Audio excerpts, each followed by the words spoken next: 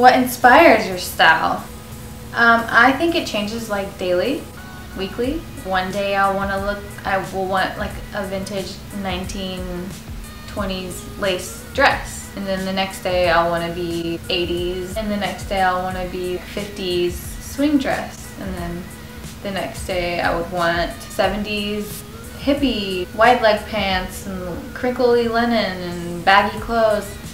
It honestly changes every day. It's just how I feel that day, honestly. It changes literally every day. What age did you really focus on your art? I feel like I focused on my art my whole life.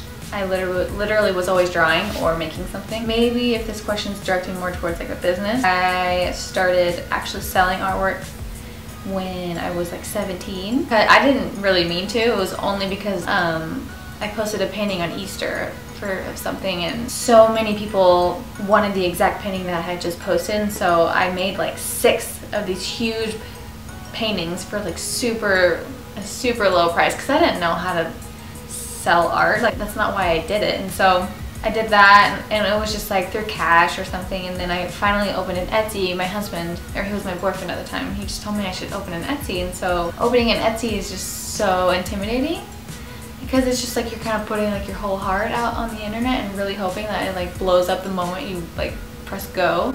Obviously that doesn't happen, and it didn't happen, but I opened an Etsy. It had literally 3 paintings, and I started getting custom order requests, and so it just built over time. It became a business, and then I started my website, which was like a whole nother obstacle. Like, it was so hard for me to like let go of Etsy and start my own website because that's like a whole nother beast to tackle, but I'm so happy I did.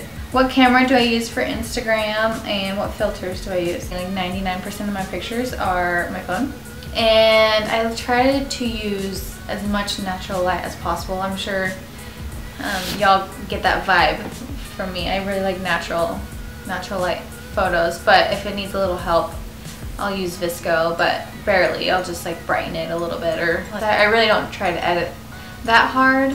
I don't love to like destroy a photo through like hardcore editing. I just like, you know, make it nice and easy and just send it off. Tips for watercolor calligraphy beginners. I think this goes back to when I was talking about finding inspiration.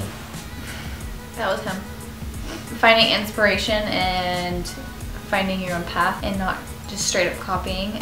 I know it's so important to find an artist or like find whatever medium you like to do and learn from their techniques, and of course you have to like follow what they do and how they do it, but once you figure out your technique and like the basics, that's when it's important to just like go off on your own. Like, just go for it. Like, if your head thinks of something in the middle of the night, like write it down, get up the next day and just make it. It might look like a mess, or it might look like the best thing you've ever done, but at least you did it, and you feel so amazing knowing it came from your own head. Like, I don't even know how to describe that feeling of creating something and being proud of it and knowing that you made it up and that you thought of it and that maybe one day someone will be inspired by you. Find your inspiration, read books. Also, there's tons of classes that you can take online. Like, YouTube is a huge help.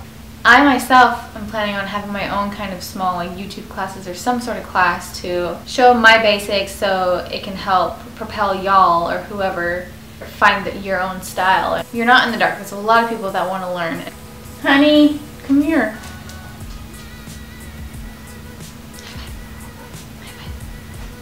Whoa. Okay, sit down. Where and how did you and Andrew meet? Oh, yeah. An apartment complex we both lived at. I had just moved in with new roommates and new friends, and we hung out, and all of your friends and all of my friends got together. We made ice cream cake at my house, and Andrew sat at my kitchen island right across from me and didn't say a single word to me the whole night. Well, you didn't even say any words. I talked to you anybody. a little. I said hi. No, not even a hi. I didn't know anyone, so I was a little nervous. Oh, whatever. That's how we met. It's a beautiful romantic story. Well, that's just the first meeting. That's not our whole story.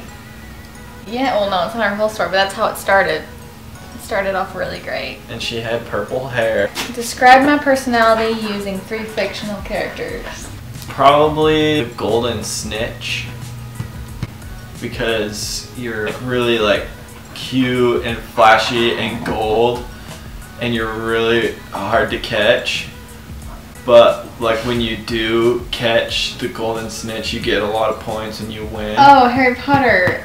Oh. So probably a lot like Forrest Gump. What? Just because you're a go-getter. Okay, you can go. Bye-bye. Oh!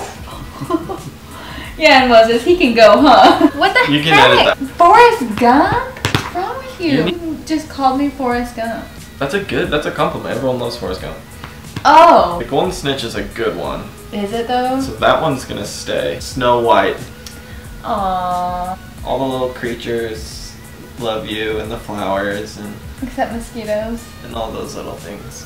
That's so sweet. I like that one the best. Okay. But they're all pretty bad.